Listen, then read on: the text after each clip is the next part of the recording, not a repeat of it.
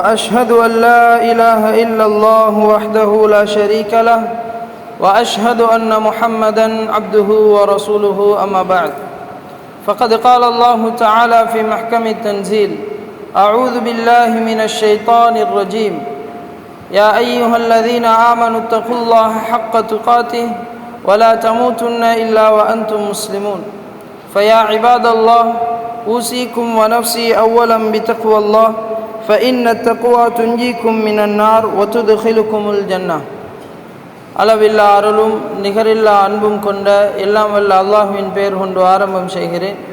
புகழ் அனைத்தும் அவன் ஒருவனுக்கே உரித்தாகட்டும். அல்ஹம்துலில்லாஹ்.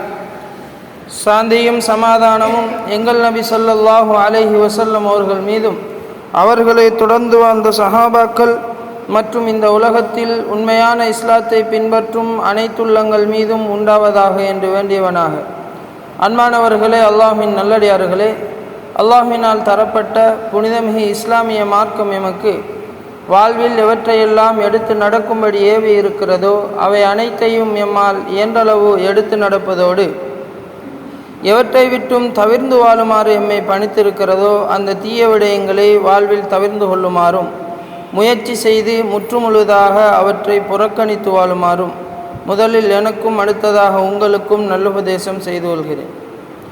அன்பானவர்களே, அல்லாஹ்வின் நல்லடியார்களே, அல்லாஹ்வினுடைய அருளினால் வாரந்தோறும் நல்ல விடயங்களை கேட்கின்ற பாக்கியத்தை அல்லாஹு தாலா எம்மவர்களுக்கு தந்து கொண்டே இருக்கிறான். நிச்சயமாக நாங்கள் பாக்கியம் பெற்றவர்கள். ஆனால் கிடைத்திருக்கும் இந்த சந்தர்ப்பம் குறித்தும் எம்மிடம் விசாரிக்கப்பட இருக்கிறது. எனவே இருக்கின்ற இந்த சந்தர்ப்பத்தில் எங்களுடைய தூக்கத்தை கலைத்து வேறு வேறு சிந்தனைகளில் எங்களுடைய நேரத்தை செலவிட்டு விடாமல் முழுமையாக இங்கு சொல்லப்படுகின்ற நல்ல விடயங்களை எடுத்து நடக்க வேண்டும் என்கின்ற எண்ணத்தோடு எங்களுடைய ஹுத்பாவை கேட்க ஆரம்பிப்போம். அன்பானவர்களே, அல்லாஹ்வின் நல்லடியார்களே, இந்த உலகத்திலே நாங்கள் வாழும் பொழுது சமூகத்திலே மனிதர்களோடு, மனிதர்கள் அல்லாத பல வஸ்துக்களோடு நாங்கள் உறவு கொண்டாடுகிறோம், தொடர்பாடுகிறோம். இப்படி எங்களுக்குள் புழக்கத்தை ஏற்படுத்தி கொள்கிறோம். இப்படி வாழுகின்ற எங்கள் ஒவ்வொருவரிடத்திலும் இருக்கின்ற ஒரு எண்ணப்போக்கு எப்படி என்றால், என்னோடு பிறர் வாழுகின்ற சமயத்திலே எனக்கு அவர் உண்மையாக இருக்க வேண்டும். நான் உண்மையாக இருக்கிறேனோ இல்லையோ என்பதை தாண்டி என்னோடு பிறர் புழங்குகின்ற பழகுகின்ற சமயத்திலே அவர் என்னோடு உண்மையாக நடக்க வேண்டும். பரிசுத்தமான முறையிலே, கலப்பில்லாத முறையிலே, என்னோடு நடிப்பில்லாத, முகஸ்துதி இல்லாத நிலையிலே என்னோடு அவர் பழக வேண்டும் என்று நாம் ஆசைப்படுகிறோம், எதிர்பார்க்கிறோம். கணவன் மனைவியிடம் சரி, மனைவி கணவனிடத்திலும் சரி, பெற்றோர்கள் பிள்ளைகளிடத்திலே, நண்பர்களிடத்திலே, அதே போல ஒரு வேலை செய்கின்ற ஒருவரிடம் அவருடைய முதலாளியாக இருக்கலாம், உயர் அந்தஸ்தில் இருக்கக்கூடியவர் அவருக்கு கீழே பணிபுரிகின்றவர்களிடம் இருக்கலாம். இப்படியெல்லாம் எங்களுக்குள் ஒவ்வொருவரிடத்திலும், நண்பர்கள் வட்டம், சகோதரங்கள் எல்லோரிடத்திலுமே பொதுவாகவே என்னோடு புழங்குகின்றவர்கள் என்னோடு உண்மையான முறையில் நடக்க வேண்டும் என்று நாம் ஆசைப்படுகிறோம். இல்லாத பொழுது அந்த உறவை நாம் பெரிதாக எடுத்துக்கொள்வது கூட இல்லை, அதனை துண்டிப்பதற்கு கூட நாங்கள் தயங்குவது கிடையாது. அதே போலதான் நாங்கள் பொருட்களை எடுத்துக்கொள்கின்ற பொழுது, ஏதாவது ஒரு பொருளை வாங்குகின்றோம் என்றால் அதிலே கலப்படம் இருக்கக்கூடாது, அது தூய்மையாக இருக்க வேண்டும், உண்மைத்தன்மை உடையதாக இருக்க வேண்டும், அதில் ஏமாற்று அல்லது நடிப்புத்தன்மை இருக்கக்கூடாது என்றெல்லாம் நாம் ஆசைப்படுகிறோம், எதிர்பார்க்கிறோம், தேடுகிறோம். இப்படியான பண்புகளோடு வாழுகின்ற நாம் எங்களிடத்தில் அல்லாஹ் சொல்லி தந்திருக்கக்கூடிய, அல்லாஹு தாலா கட்டளையிட்டு இருக்கக்கூடிய, நாம் செய்ய வேண்டும் என்று அல்லாஹு தாலா எதிர்பார்க்கின்ற ஒரு விடயம்தான் நாம் எங்களுக்குள் எதிர்பார்க்கின்ற, ஆசைப்படுகின்ற, இல்லாது போனால் கோபப்படுகின்ற இந்த உண்மையாக நடந்து கொள்ளுதல், தூய்மையாக பரிசுத்தமான முறையிலே, கலப்பில்லாத நிலையிலே எங்களுடைய எல்லா நடவடிக்கைகளையும் ஆக்கி கொள்ளுதல் என்கின்ற விடயத்தை தான் அல்லாஹு தாலாவும் எங்களிடத்திலே எதிர்பார்க்கிறான், எங்களுக்கு கட்டளையிடுகிறான். அதனைத்தான் நாம் இஹ்லாஸ் என்று சொல்லுகிறோம். சுருக்கமாக சொல்வதென்றால் இஹ்லாஸ் என்றால் அதுதான். உள தூய்மை என்று நாம் அதனை அர்த்தப்படுத்தினாலும் கூட எந்தவித கலப்புமே இல்லாமல் அல்லாஹுக்கு உண்மையான முறையிலே நாம் நடந்து கொள்வது, இபாதத்துகளிலே வணக்க வழிபாடுகளிலே அதிலே எந்தவித மாசுபாடும் இல்லாமல், அதிலே எந்தவித குறையும் இல்லாமல், அதிலே யாருக்கும் எதற்கும் எந்தவித பங்கும் கொடுக்காமல் அல்லாஹுக்காக மாத்திரம், அல்லாஹுக்கு என்று மாத்திரம் அது நிறைவேற்றப்பட வேண்டும் என்பதை இஸ்லாம் எங்களுக்கு வலியுறுத்துகிறது. அல்லாஹு தாலா எங்களிடம் இருந்து அப்படியான இபாதத்துகளைத்தான் ஏற்றுக்கொள்வதாகவும் எங்களுக்கு அறிவுறுத்துகிறார். எனவே எங்களுக்குள் வாழுகின்ற பொழுதே உண்மையோடு நடிப்பில்லாமல் கலப்பில்லாமல் சுத்தமான முறையிலே நடக்க வேண்டும் என்று எதிர்பார்க்கின்ற நாம் அல்லாஹுவோடு நடக்கின்ற இடங்களில் மாத்திரம் அல்லாஹுக்கு செய்யப்பட வேண்டிய இபாதத்துகள், அல்லாஹுடன் மாத்திரம் கூலி எதிர்பார்க்கப்பட வேண்டிய விடயங்கள், உலகத்தினுடைய ஆதாயங்களை நோக்கமாக கொண்டு இபாதத்துகளிலே அல்லாஹ் தவிர பிற வேறு விடயங்களையும் நாம் கூட்டாகி கொள்கிறோம் என்றால் அங்கே இஹ்லாஸ் என்பது இல்லாமல் போய்விடுகிறது. அப்படியான விடயங்களை அல்லாஹு தாலா ஏற்றுக்கொள்வது கிடையாது. அல்லாஹு தாலா குர்ஆனிலும் பல இடங்களில் எங்களுக்கு இந்த இஹ்லாஸை குறித்து அதிகமாக வலியுறுத்துகிறான். நபிகளார் ஸல்லல்லாஹு அலைஹி வஸல்லம் அவர்களுக்கு அல்லாஹு தாலா சொல்லும் பொழுது, நபியே, இன்னா அன்சல்னா இலைக்கல் கிதாப பில் ஹக், இந்த வேதத்தை உண்மையை கொண்டு நாம் இறக்கி இருக்கிறோம். ஃபஅ்புதில்லாஹ முஹ்லிஸல் லஹுத்தீன், அல்லாஹுவை தூய்மையான முறையிலே கலப்பே இல்லாத முறையிலே வணங்க வேண்டும் என்று அல்லாஹு தாலா சொல்லுகிறார்.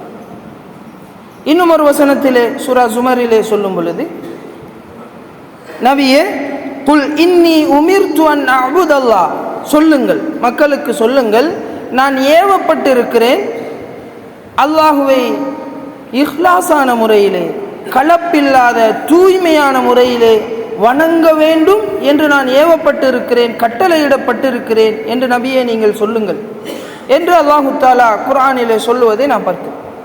எனவே இது தொடர்பான ஏகப்பட்ட வசனங்கள், அநேகமான வலியுறுத்தல்கள் குர்ஆனிலும் ஹதீஸிலும் எங்களால் காண முடிகிறது. அப்படியான இந்த இஹ்லாஸ் குறித்த, இந்த இஹ்லாஸ் இருக்கும் பொழுது எங்களுடைய இபாதத்துகளினுடைய வணக்க வழிபாடுகளினுடைய பெருமானம் என்ன? இந்த இஹ்லாஸ் இல்லாது போய்விட்டால் நாம் இந்த உலகத்தில் எவ்வளவு பெரிய அமல்கள் செய்திருந்தாலும் அவை அனைத்தும் எம்மை நரகத்திற்கு கொண்டு சேர்க்கும் நிலையைத்தான் உருவாக்கி தரும் என்பதையும் நாங்கள் பார்க்க இந்த இடத்திலே கடமைப்பட்டிருக்கிறோம். அப்படியான ஒரு சில விடயங்களை நாம் நினைவூட்டுவோம். அன்பானவர்களே, அல்லாஹ்வின் நல்லடியார்களே, இந்த இஹ்லாஸினுடைய பெருமதி குறித்து பல விடயங்கள் இருந்தாலும் ஒரு சம்பவத்தை குறிப்பிடலாம் என்று ஆசைப்படுகிறேன். நபி ஸல்லல்லாஹு அலைஹி வஸல்லம் அவர்கள் முன்னைய காலத்திலே நடைபெற்ற ஒரு சம்பவத்தை, ஒரு வரலாறை சஹாபாக்களுக்கு சொல்லிக் கொடுக்கிறார்கள். எங்கள் எல்லோருக்கும் இது ஏற்கனவே தெரிந்திருக்கக்கூடும், பரிச்சயமான ஒரு சம்பவம். இருந்தாலும் ஒரு நினைவூட்டலுக்காக, முன்பொரு காலத்திலே 3 நபர்கள் பயணம் செய்கிறார்கள். மழை வருகிறது. பயணத்தின் இடைநடுவிலே மழை வந்து விட்டால் ஒதுங்க வேண்டிய தேவை வருகிறது. ஒரு குகையை நோக்கி ஓடுகிறார்கள். அதிலே உள்ளே சென்ற பொழுது மழை என்பதால் காற்று வீசும், புயல் அடிக்கின்ற இந்த சந்தர்ப்பத்திலே அங்கே அவர்கள் சென்ற அந்த குகையினுடைய வாயலை ஒரு பாறாங்கல் அடைத்து விடுகிறது. அதனை தாண்டியவர்களால் வெளியே வர முடியாது, முயற்சிக்கிறார்கள், வர முடியாத நிலை. இப்பொழுது அவர்களுக்குள் ஒரு முடிவெடுக்கிறார்கள், அல்லாஹுவை தவிர வேறு யாரும் எம்மை காப்பாற்ற முடியாது.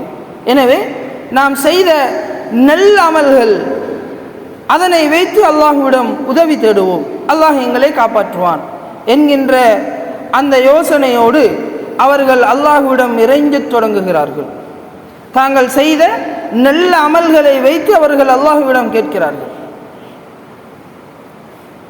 இப்பொழுது அந்த மூவரில் ஒருவர் தான் வாழ்விலே செய்த இஹ்லாஸ் பொருந்திய, அல்லாஹுக்கு என்று மாத்திரம் செய்யப்பட்ட, அல்லாஹுவினுடைய முகத்திற்காக, அல்லாஹுவினுடைய பொருத்தத்திற்காக மாத்திரம் செய்யப்பட்ட, கலப்பே இல்லாத ஒரு அமலை வடித்தெடுத்து அல்லாஹ்விடம் கேட்கிறார்.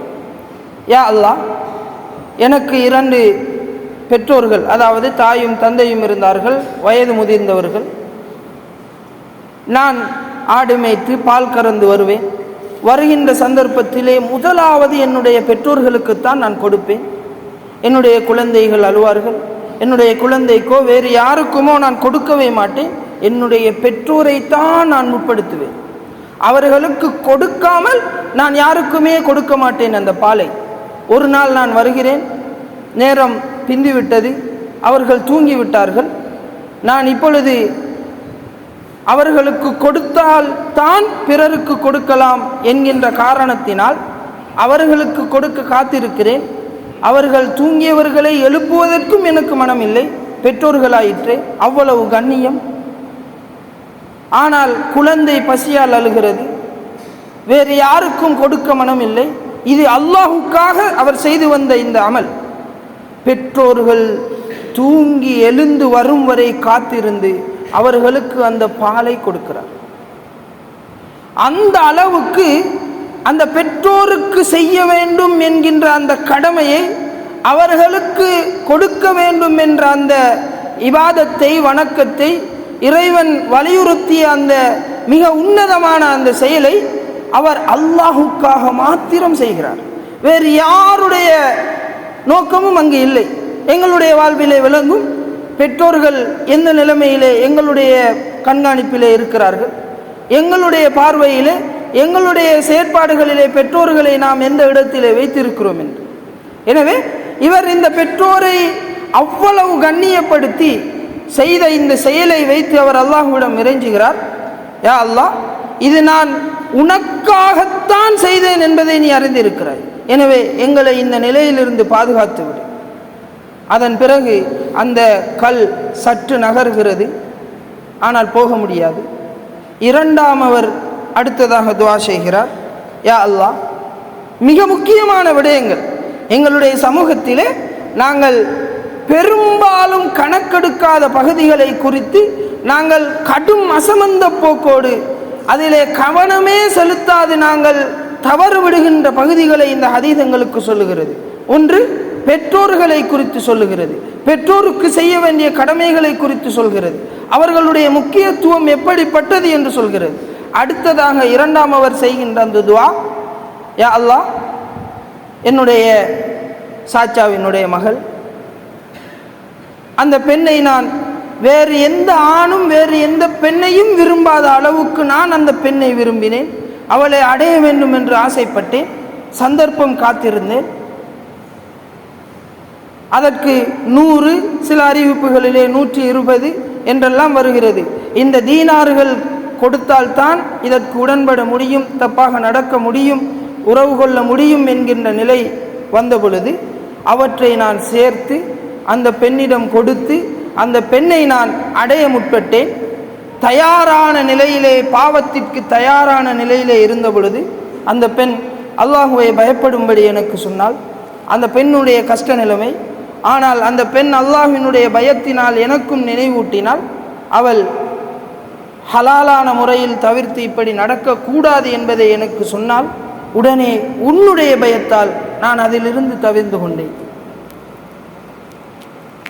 உன்னுடைய முகத்திற்காக, உன்னுடைய பொருத்தத்திற்காக இந்த விடயத்தை நான் செய்ததை நீ அறிந்திருக்கிறாய். அப்படி என்றால் எங்களுக்கு இந்த கஷ்டத்திலிருந்து வழியை ஏற்படுத்தி எங்களை பாதுகாத்து விடு என்று சொன்ன பொழுது அந்த கல் இன்னும் நகர்கிறது. எனவே அன்பானவர்களே, அல்லாஹ்வின் நல்லடியார்களே, சமூகத்திலே மிக மிக நாங்கள் கணக்கெடுக்காத பகுதி, துச்சமாக கடந்து செல்லக்கூடிய பகுதி, அல்லாஹுக்காக நன்மைகள் மாத்திரம் இஹ்லாஸான முறையிலே செய்யப்படுவது அல்ல, பாவங்களும் அல்லாஹுக்காக தவிர்க்கப்பட வேண்டும். உலக சட்டங்களுக்காக, மனித பார்வைகளுக்காக, கேமராக்களுக்காக அல்லது மனிதர்களுடைய இழி சொல்லை பயந்ததன் காரணமாக நாங்கள் பாவங்களை தவிர்வதல்ல, அல்லாஹுக்காக. யார் இருந்தாலும் இல்லாவிட்டாலும், தனிமையா கூட்டா இருட்டா வெளிச்சமா எதுவாக இருந்தாலும் அல்லாஹ் என்னை பார்க்கிறான் என்பதற்காக, அல்லாஹ்வினுடைய பயத்திற்காக எங்களுக்கு இந்த ரமலான் படித்து தந்த இந்த தக்வாவின் அடிப்படையிலே நாங்கள் பாவங்களை தவிர்க்கிறோம் என்றால் அது இஹ்லாஸிற்காக, களப்பற்ற முறையிலே அல்லாஹுக்காக மாத்திரம்தான் நான் தவிர்ந்து கொள்கிறேன். எனவே அப்படியான அந்த பாவத்தை அல்லாஹுக்காக தவிர்ந்து கொண்ட அந்த செயலை வைத்து அல்லாஹுவிடம் இறைஞ்சுகிறார். அங்கே வழி பிறக்கிறது.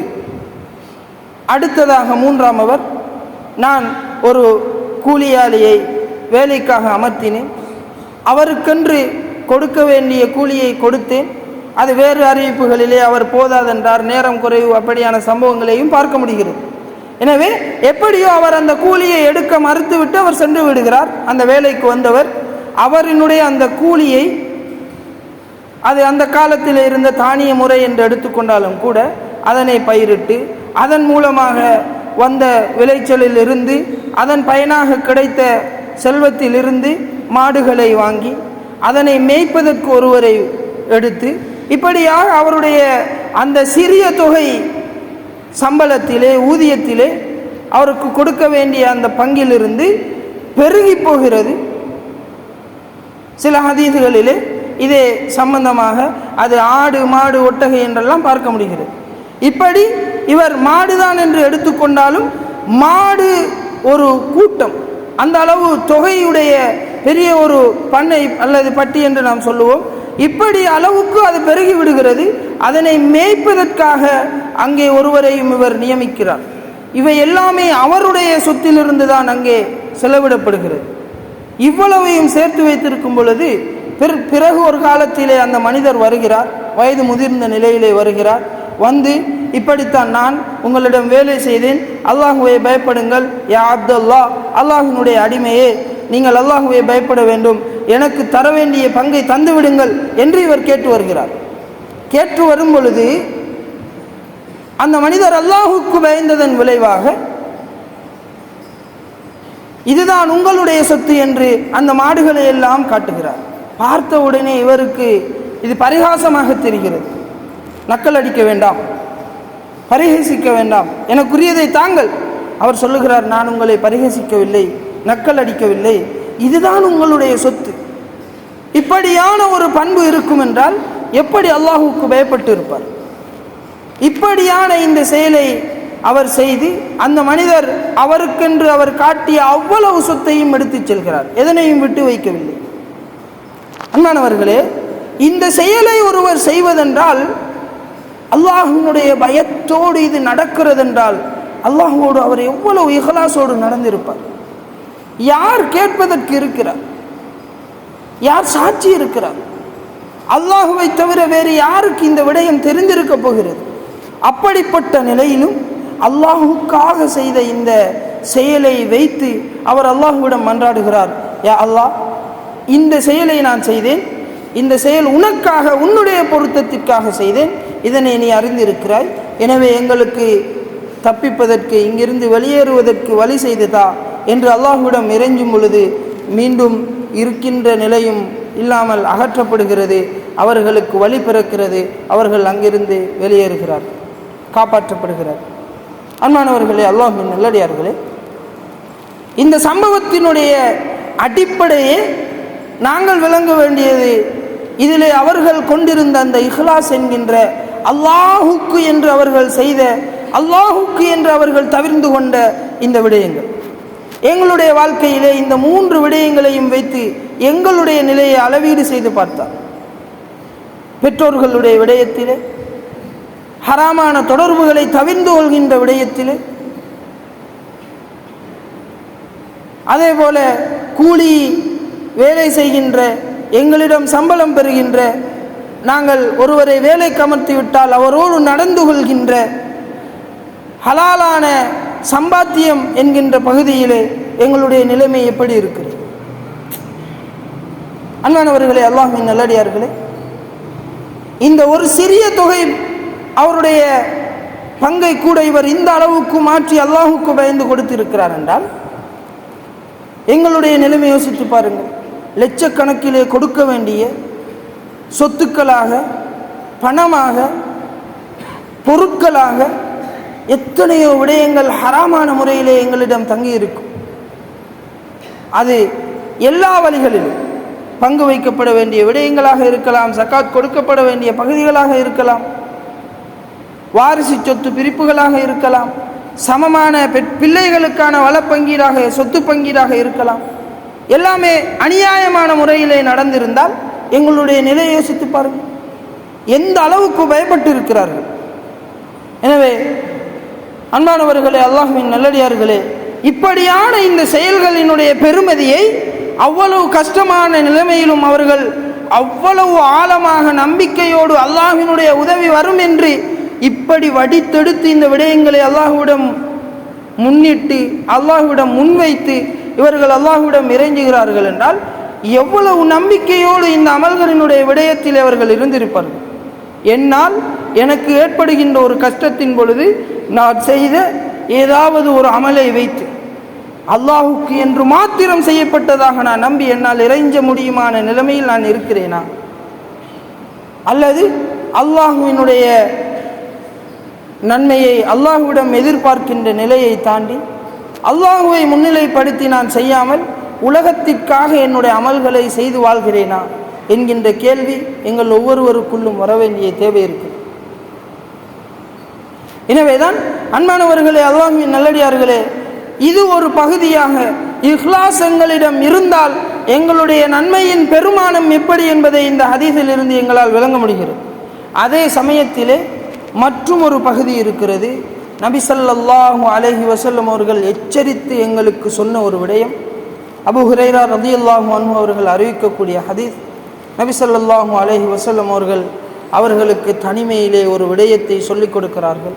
மறுமையிலே அல்லாஹு தாலா படைப்பினங்கள் அடியார்களுக்கிடையிலே நீதி செலுத்துவதற்காக அல்லாஹு தாலா வருகின்ற சந்தர்ப்பத்திலே நாம் எல்லோரும் அந்த இடத்திலே இருப்போம்.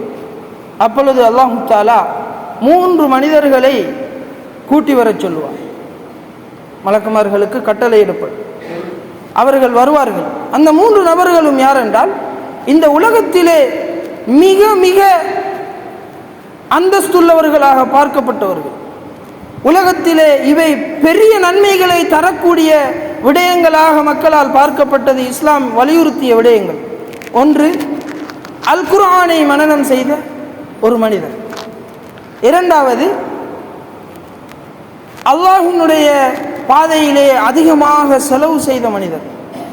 அதே போல அல்லாஹ்வினுடைய பாதையிலே அல்லாஹ்வினுடைய மார்க்கத்திற்காக உயிரை நீத்த ஒரு ஷஹீத், அல்லாஹ்வினுடைய மார்க்கத்திற்காக போராடிய ஒரு மனிதர்.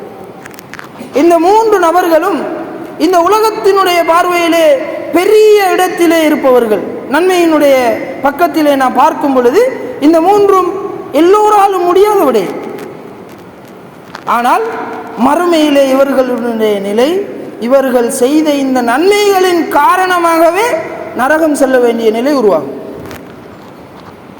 அதனை குறித்து நபிகளார் சொல்லும் பொழுது, அந்த அல் குர்ஆன் கொடுக்கப்பட்ட அல் குர்ஆனை மனனம் செய்த அந்த மனிதர் கொண்டு வரப்படுவார். அல்லாஹ் தஆலா அவரிடம் கேட்பான், என்னுடைய தூதரின் மீது நான் இறக்கி வைத்த அந்த குர்ஆனை, வேதத்தை உனக்கு கற்றுத்தரவில்லையா என்று கேட்கும் பொழுது, கற்றுத்தரப்பட்டது, நான் கற்றுக்கொண்டேன், அதனை மனனம் செய்தேன், அதனை வைத்து நீ என்ன செய்தாய், அதனை வைத்து நான் அமல் செய்தேன், கற்றுக் கொடுத்தேன். இப்படி குர்ஆனின் மூலம் எதனை இஸ்லாம் வலியுறுத்துகிறதோ அதனை தான் செய்ததாக அவர் சொல்லுவார். அல்லாஹ் தஆலா சொல்லுவான், நீ பொய் சொல்கிறாய். மலக்குமார்களும் சொல்லுவார்கள், நீ பொய் சொல்கிறாய். அப்படி என்றால் என்ன நடந்தது?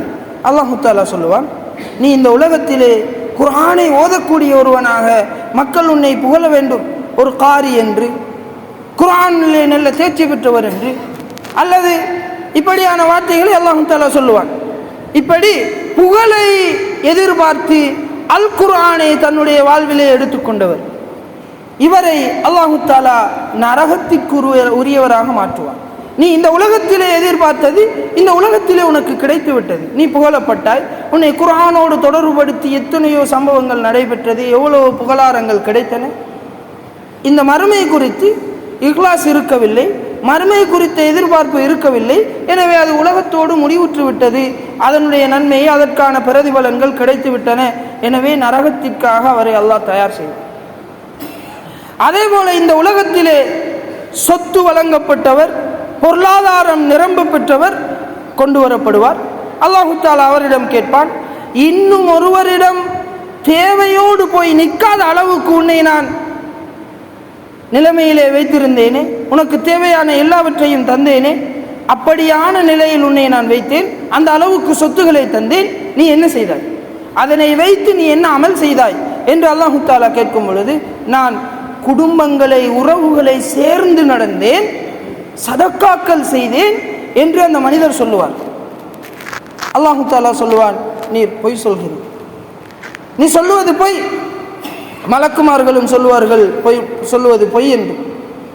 அல்லாஹு தஆலா சொல்லுவான், இந்த உலகத்திலே நீ கொடையாளி, எல்லோருக்கும் வாரி வழங்கக்கூடிய மனிதர் என்று சொல்லப்பட வேண்டும் என்பதற்காக செய்தாய். உலகத்தினுடைய புகழை எதிர்பார்த்து செய்தாய், அது உலகத்திலே நிறைவேறிவிட்டது. இந்த இடத்திலே அதற்கு எந்த ஒன்றுமே கிடையாது. எனவே நரகத்திற்கு அவரும் தயார் செய்யப்படுவார். மூன்றாவது மனிதர் அல்லாஹ்வினுடைய பாதையிலே போராடிய, போர் செய்த ஒரு மனிதர். அவரையும் அல்லாஹு தஆலா கேட்கும் பொழுது அல்லாஹு தஆலாவிடம் அவரும் சொல்லுவார், நானும் உன்னுடைய மார்க்கத்திற்காகத்தான் இதனை செய்தேன் என்று. அல்லாஹு தஆலா அவரையும் பார்த்து சொல்லுவான், நீ சொல்லுவது பொய். மலக்குமார்களும் அப்படியே சொல்லுவார்கள், இந்த உலகத்திலே நீ பெரியதொரு வீரன் என்று, தியாகி என்று போற்றப்பட வேண்டும் என்பதற்காக செய்தாய். எனவே அது நிறைவேறிவிட்டது, மறுமையிலே எந்த பங்கும் கிடையாது என்று அங்கே சொல்லப்படும்.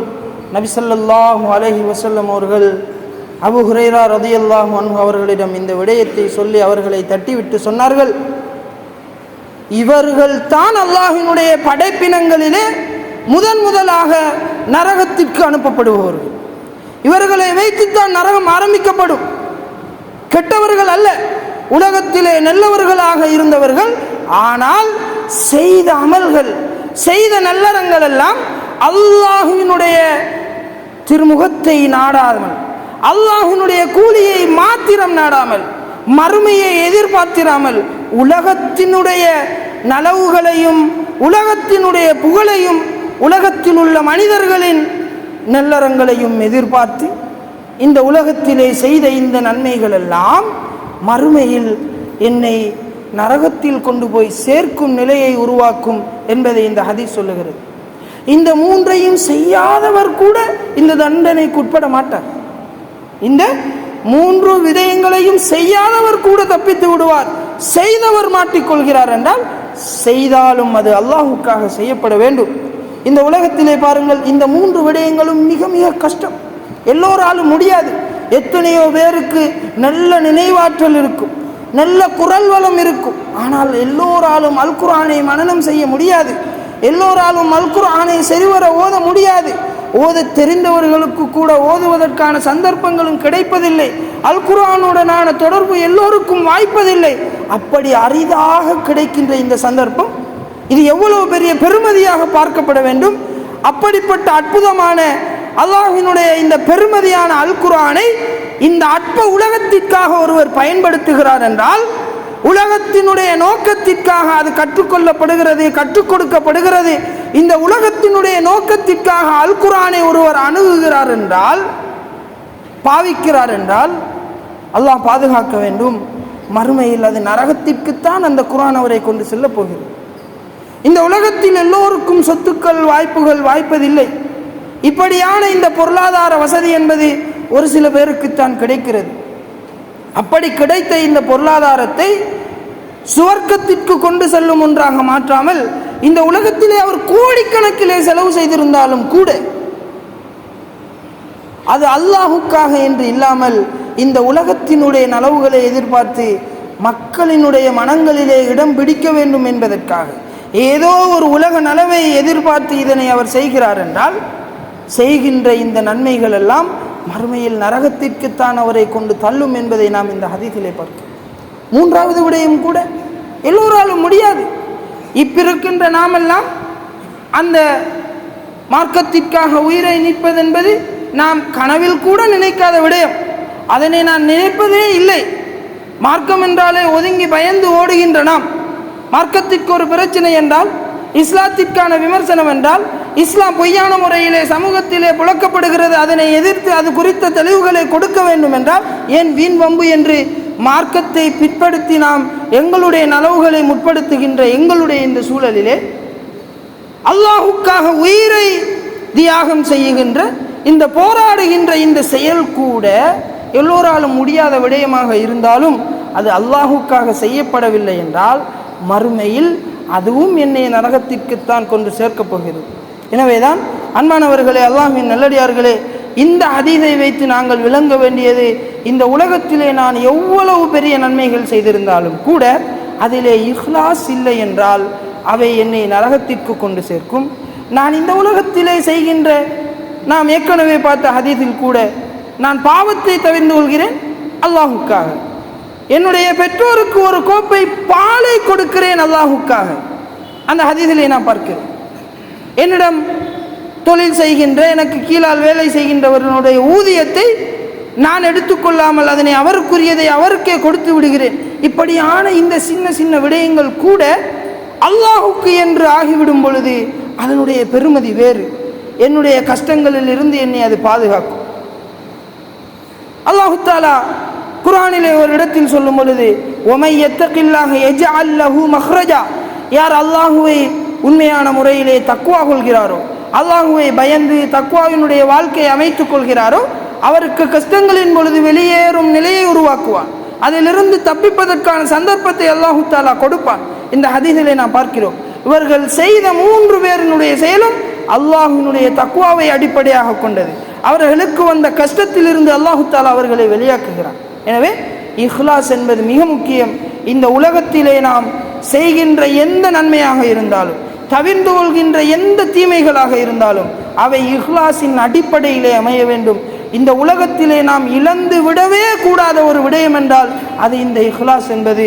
நாம் மனிதர்களோடு புழங்குகின்ற நேரத்தில் கூட நடிப்பையும் கலப்புத்தன்மையையும் எதிர்பார்க்காத, ஏற்றுக்கொள்ளாத, உள தூய்மையையும் உண்மைத்தன்மையையும் எதிர்பார்க்கின்ற நாம் எம்மை விட உண்மையான, எவ்வளவோ மக உன்னதமான அந்த அல்லாஹ் எங்களிடம் இருந்து கலப்பானதும் பொய்யானதும் நடிப்பானதும் முகஸ்துதியானதுமான இபாதத்துகளை ஒரு பொழுதுமே ஏற்றுக்கொள்ள மாட்டான். அவன் உண்மையானவன், உண்மையானவற்றை மாத்திரமே எங்களிடம் இருந்து ஒப்புக்கொள்வான். எனவே எங்களுடைய எல்லா செயல்களும் இஹ்லாஸின் அடிப்படையில் அமைந்து அல்லாஹினுடைய பொருத்தத்தை நாடி எல்லாவற்றையும் செய்து அல்லாஹினுடைய பொருத்தத்தை இம்மையிலும் மறுமையிலும் பெற்று இன்று போல் என்றும் நாம் அனைவரும் சுவனத்தில் ஒன்றாயிருப்பதற்கு அல்லாஹு தஆலா எமக்கும் எமது பெற்றோருக்கும் கற்றுத்தந்த ஆசான்களுக்கும் உலக முஸ்லிம்கள் முஃமின்கள் அனைவருக்கும் அருள் பாலிப்பானாக. أقول قولي هذا أستغفر الله لي ولكم ولجميع المسلمين والمؤمنين أجمعين فاستغفروه إنه هو الغفور الرحيم.